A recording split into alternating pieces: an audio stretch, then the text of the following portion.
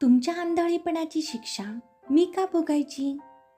एवढे बोलून दुर्योधन रागाने निघून गेला.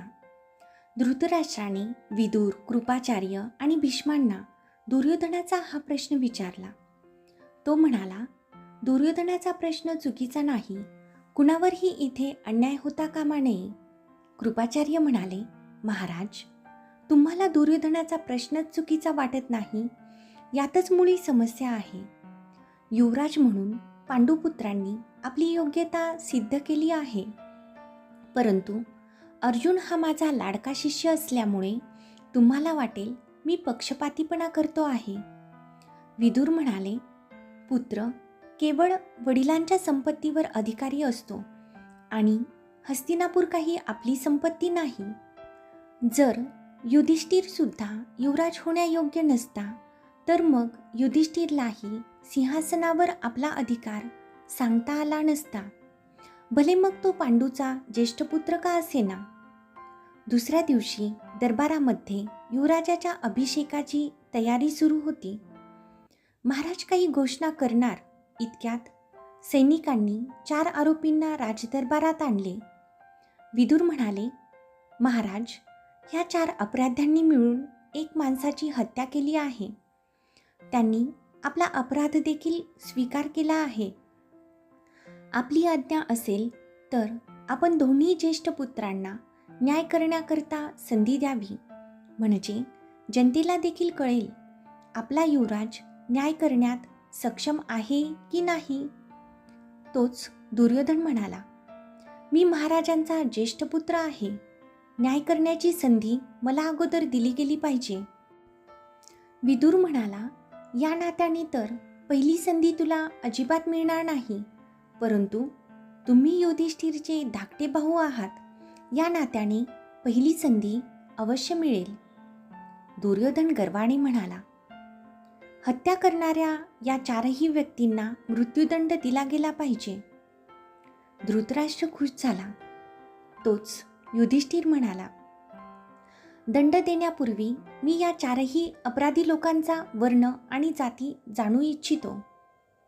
कर्ण रागाने म्हणाला, न्यायाचा जाती आणि वर्णाशी काय संबंध?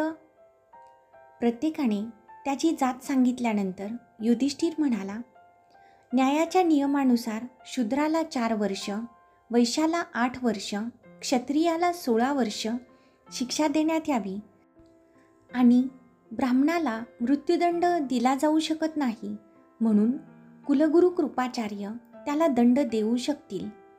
शकुनी मामा म्हणाले, वा, काय न्याय आहे, अपराध 1 आणि दंड 4.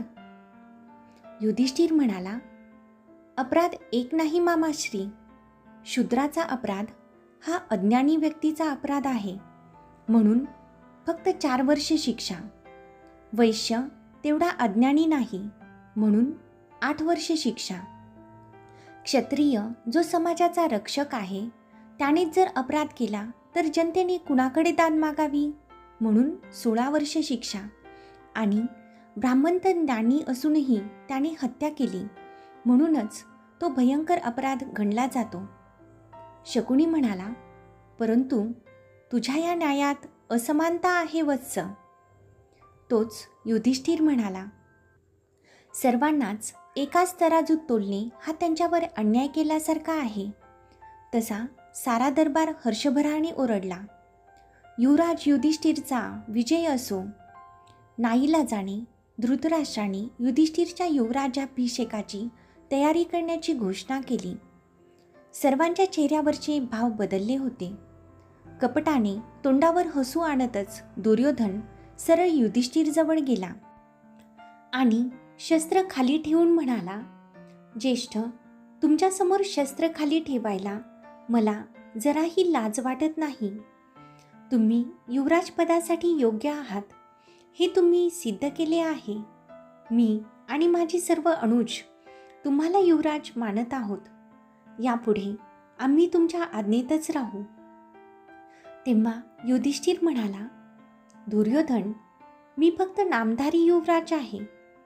आपल्याला सर्वांना मिळूनच हे राज्य सांभाळायचं आहे. 100 कौरव आणि 5 पांडव म्हणून नाही, तर कुरुवंशाचे 105 राजकुमार म्हणूनच आपण ही आनंदाने ही जबाबदारी पार पाडूयात. दुर्योधनाने त्याला मिठी मारली. दुर्योधनाच्या मनात विचार सुरू होता, पांडवांना मी उघड उघड विरोध करू शकत नाही, त्यामुळे 2 पावले मागे येण्यातच शहाणपणा आहे. आता जर मी पांडवांच्या विरुद्ध गेलो तर मात्र पितामह आणि प्रजेची सहानुभूती त्यांनाच मिळणार होती. त्यामुळे सध्या वाऱ्याच्या दिशेने वाहण्यातच समजदारी होती. आता सुरू होणार होता खेळ धर्म अधर्म याचा. साम दाम दंड भेद कसेही करून मला जिंकायचे होते.